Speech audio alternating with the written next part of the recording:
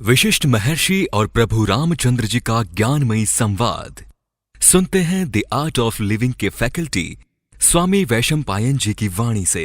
अगर आपने अभी तक इस चैनल को सब्सक्राइब नहीं किया है तो इसे जरूर सब्सक्राइब करें और सब्सक्राइब करने के बाद बेल आइकन को भी जरूर दबाएं। जय गुरुदेव। योग वशिष्ठ के अगले एपिसोड में आप सबका स्वागत है। पिछली ही संभाषण को आगे बढ़ाते हैं। वशिष्ठ जी ने कहा, हे राम, असीम चेतना लाल मिर्च की तिक्तता के समय तथा स्थान की भिन्नता को देखते हुए भी अवगत रहती है, इससे अहम भाव बढ़ता है। असीम चेतना नमक के स्वाद के समय तथा स्थान के विभिन्नता को होते हुए भी अवगत होती है, इससे भी अहम भाव बढ़ता है। गन्ने की मिठास से भी असीम चेतना अवगत होती है। इस प्रकार प्रत्येक विशिष्ट गुण के प्रति उसमें जागरूकता रहती है।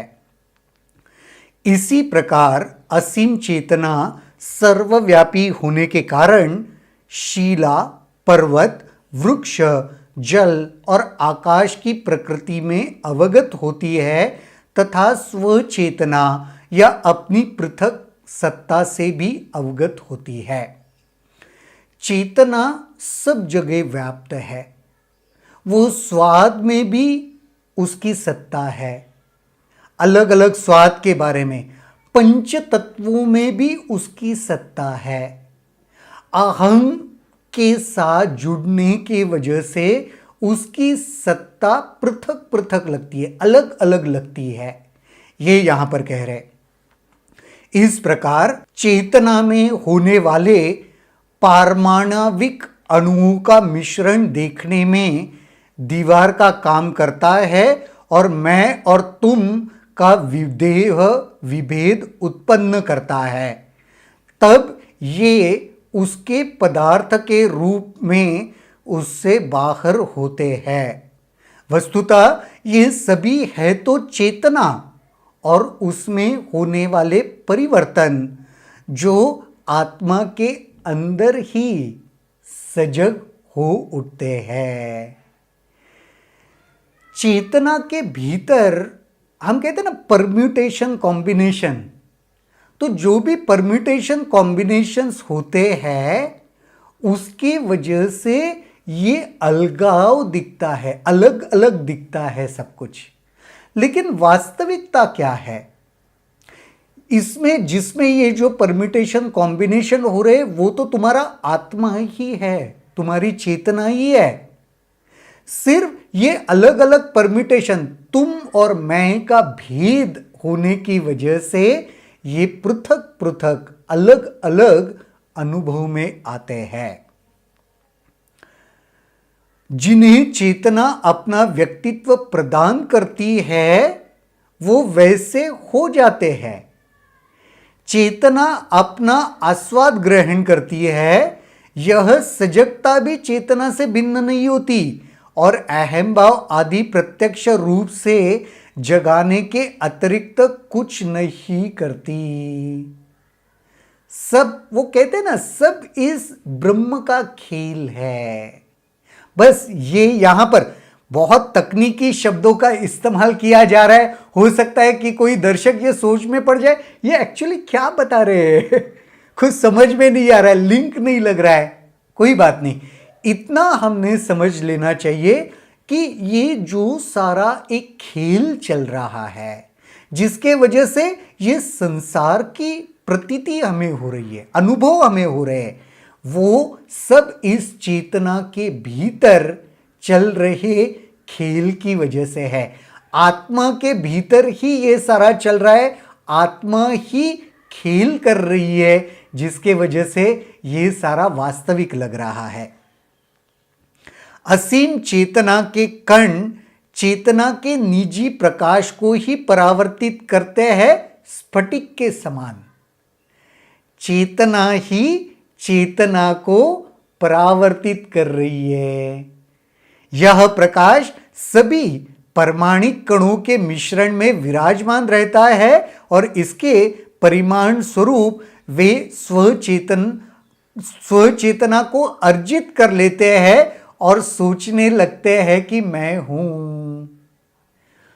परम चेतना में वो मैं कैसे उत्पन्न होता है वो कह रहे हैं। जैसे एक स्फटिक के ऊपर एक प्रकाश किरण गिरने से वो फैल जाता है, वो एक किरण से बहुत बड़ा एक उसका फैलाव हो जाता है। वो स्फटिक के ऊपर पड़ने के बाद क्या होता है, फैल जाता है ना प्रकाश, उसका ज्यादा असर दिखता है।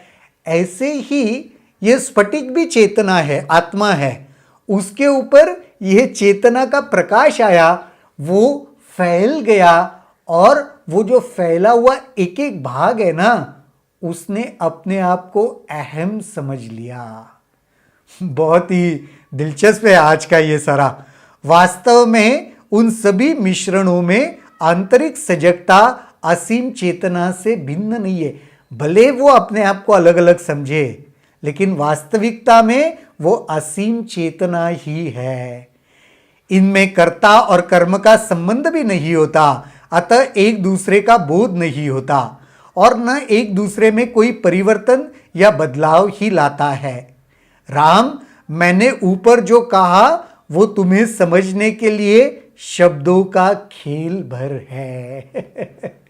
देखो, मैं अभी कुछ समय पहले यही बात कर रहा था ना कि ये सारा शाब्दिक खेल चल रहा है ताकि वो तात्विक मन को कुछ समझ में आए। उसलिए इनमें ये जो अलग अलग प्रकाश है, इनमें कोई एक दूसरे में संबंध नहीं है, क्योंकि वो एक ही है। संबंध कैसे होगा, वो अलग अलग थोड़ी है, भिन्न भिन्न थोड़ी है, एक ही चेतना है। ये ऊपर जो भी वशिष्ठ जी कह रहे मैं बता रहा हूं ना, वो सिर्फ शब्दों का खेल है, ये समझ जाओ राम। वस्तुतः न कोई पदार्थ है, न मैं हूं, न संसार है और न परमाणिक अणुओं का मिश्रण ही है। वास्तविकता में क्या है, द्वैत नहीं है, अलग अलग कुछ नहीं है तो एक ही। न मन ही है, न ज्ञान का कोई विषय है और न सांसारिक भ्रांति ही है। राम को बार बार वही समझा रहे हैं, ये जो सारा दिख रहा है वो वास्तविकता नहीं है। वास्तविकता जो है उसे तुम समझो। जिस प्रकार जल अपने व्यक्तित्व से भंवर का रूप धारण कर लेता है, वैसे ही चेतना अपने व्यक्तित्व से अपने में ही मैं का रूप धारण कर लेती है। पानी के भीतर भंवरा देखा है आपने, भंवर होता है ना, वो पूरा राउंड राउंड घूमते रहता है उधर। वो क्या है वास्तविकता में, वो पानी ही है ना, वो जल ही है ना, उसने एक रूप धारण कर लिया है भंवरे का। तो कहने में तो हम उसको, ये भंवर है, उसका एक अलग हमने उसका अस्तित्व बना दिया, पर ठीक से गौर करके देखो, क्या उसका अलग अस्तित्व सही में है क्या? नहीं, वो तो वो जल ही है जो प्रवाहित हो रहा है। उसी प्रकार वो जो चेतना है ना, उसने एक रूप ले लिया मैं का, अहम का। परंतु चेतना तो चेतना ही है। फिर भले ही वह अपने भगवान शिव समझे, अपने आप को भगवान शिव समझे या कोई क्षुद्र जीव, चेतना ही है। जैसे जल ही है, भंवर एक रूप हमने उसका बना दिया या उसने अपना एक रूप ले लिया। वास्तविकता में चेतना ही है। फिर वो शिव के रूप में है या किसी शूद्र के रूप में है तो चेतना ही। मैं, तुम भौतिक पदार्थ आदि अज्ञानी व्यक्ति की संतुष्टि के उपज है। ये जो द्वैत है ना, मैं, तुम, सांसारिक पदार्थ, ये तो अज्ञानी व्यक्ति के भीतर से निकली हुई उपज है, वास्तविकता नहीं है वो। अज्ञानी व्यक्ति असीम चेतना में जो भी कल्पना करता है, बस वही देखता है। कल्पना, ये सब कल्पना मात्र है। उसका वास्तविक अस्तित्व कोई नहीं है। जागृत अवस्था में जीवन चेतना के रूप में दिखाई देता है। जब चेतना जीवन के रूप में दिखाई देती है तब जीवन जीवन से अधिक नहीं दिखाई देता। जीवन और चेतना में तात्विक दृष्टि से अंतर है ही नहीं। जीवन और चेतना एक ही है भाई, जल और भंवर एक ही है, वो अलग अलग नहीं है। जब वो आत्मज्ञान होता है ना तब ये पता चलता है जीवन और चेतना कुछ अलग नहीं है। इसी प्रकार व्यक्ति यानी जीव और ब्रह्मांडीय सत्ता यानी शिव में तात्विक भेद है ही नहीं। जीव और शिव में कोई तात्विक भेद नहीं है, काल्पनिक भेद जरूर है, यह भी कहा है उन्होंने। कल्पना में एक शिव है तो एक जीव है, यह काल्पनिक भेद जरूर है, लेकिन उसमें तात्विक भेद नहीं है। ये सब जान लो और यह भी जान लो तुम अविभक्त असीम चेतना ही हो। ये कल्पना की वजह से हो रहा है, ये जान लो। और सबसे इंपॉर्टेंट बात ये जान लो, हे राम, वशिष्ठ जी कह रहे कि तुम भी अविभक्त असीम चेतना ही हो। अविभक्त, विभक्त का मतलब सेपरेट, अविभक्त यानी एक संध, जुड़ी हुई, ऐसी चेतना ही तुम हो। ये बात यहां पे महर्षि वशिष्ठ जी प्रभु रामचंद्र जी को समझा रहे। आज के एपिसोड में यहीं पर रुकते हैं, फिर देखते हैं अगले एपिसोड में और क्या होता है। तब तक के लिए जय गुरुदेव। अगर आपके इस वीडियो को लेकर कुछ सवाल हैं तो कमेंट सेक्शन में जरूर लिखें, जिसके ऊपर हम आने वाले वीडियोस में चर्चा करेंगे।